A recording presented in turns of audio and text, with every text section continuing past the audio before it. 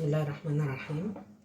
ان شاء الله النهارده هنعمل قرص في الفرن. فقلت فرصه بقى وانا بعمل القرص دي نتكلم عن تفسير رؤيه الخبيث في المنام.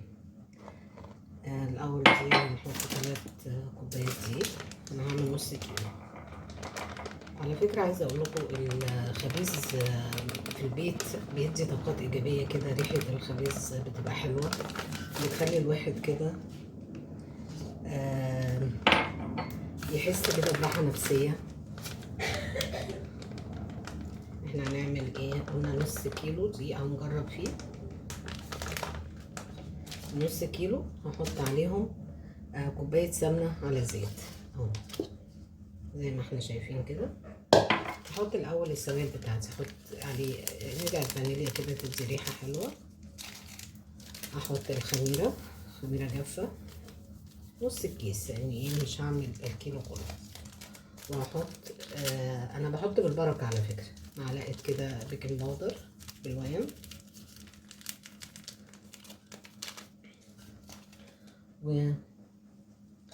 وهحط مقدار معلقتين سكر اهو برضه بيدوا كده طعم حلو. وعندي سمسم، وعندي شمر وينسون. مش بحط كميه كلها، يعني مثلا قد ايه، لان انا مش هعمل كيلو كله. فده هحط مثلا قد 3 معالق سمسم و3 معالق شمر وينسون. هنتكلم بقى عن الموضوع اللي احنا بنتكلم فيه، اللي هو ايه؟ تفسير رؤية الخبيث في المنام. الخبيث في المنام من الرؤى المبشرة بالخير. احنا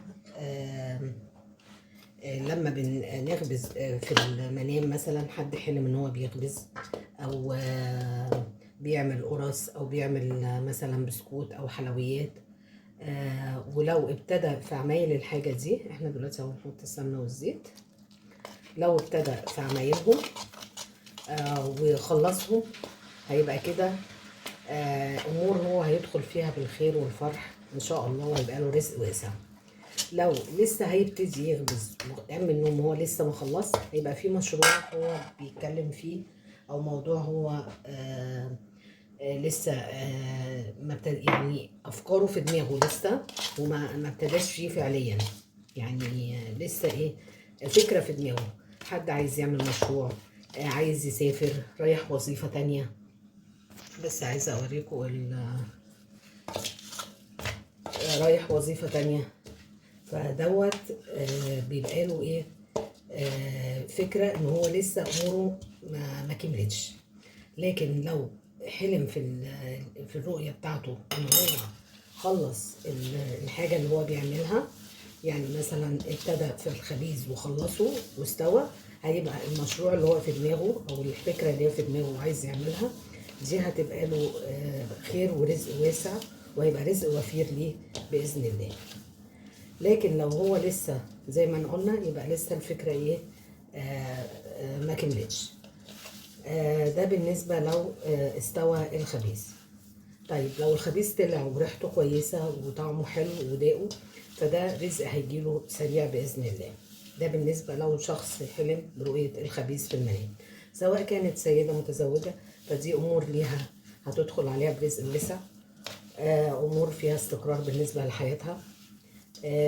لو بنت لسه ما جوزتش وحلمت بالخبيث وانها الخبيث ده كمل واستوى، فده رؤية خير ليها بالنسبة لها، ان هي ان شاء الله ربنا هيكرمها بالزوج الصالح، وهتبقى فيها حياتها فيها استقرار وراحة. ده بالنسبة لرؤية الخبيث. ده الخير فيه، احنا زي ما احنا قلنا الحلم فيه خير وفيه شر. لكن لو حد حلم بالخبيث ان هو لا قدر الله اتحرق، او كان ني ما استواش، اتحرق من بره وني كده من جوه، او شكله مش حلو، فمعنى كده ان الامور اللي هو بيفكر فيها ما يتسرعش فيها، لان كده دي هتدخل عليه بمشاكل وبهموم. اي اكل في الحلم بيبقى طعمه كويس، فدي اخبار ساره ورزق واسع. لو الاكل ده طعمه مش حلو، هيبقى مشاكل وهموم هتدخل على الراجل، فما يحاولش ان هو يتسرع. انا دلوقتي زي ما احنا شفنا عملنا حطيت السمنه هبص فيها، دي اهم حاجة في القرص. وبعد كده هكمل لكم ان شاء الله. دلوقتي احنا قطعنا العجينة وعملناه في جزء منه حشيته عجوة وجزء سادة، وزي ما انتم شايفين انا ايه شكشكتها بالشوكة. هدخلها بقى الفرن وهوريكم بقى بعد ما تطلع يبقى شكلها ايه.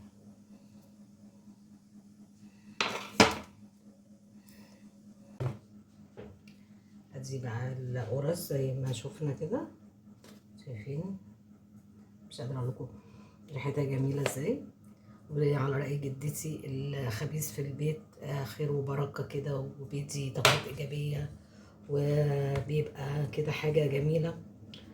ويا ريت كده نجرب الطريقة اللي أنا قلت لكم عليها. وزي ما احنا قلنا تفسير رؤية الخبيث في المنام لما يكون استوى كده وريحته حلوة وطالع اللي رائي شافه في المنام بطريقة جميلة، فده أمور إن شاء الله هتدخل عليه بالخير والفرح. يا رب كده دايما أبشركم بالخير. ما تنسونيش في اللايك والشير.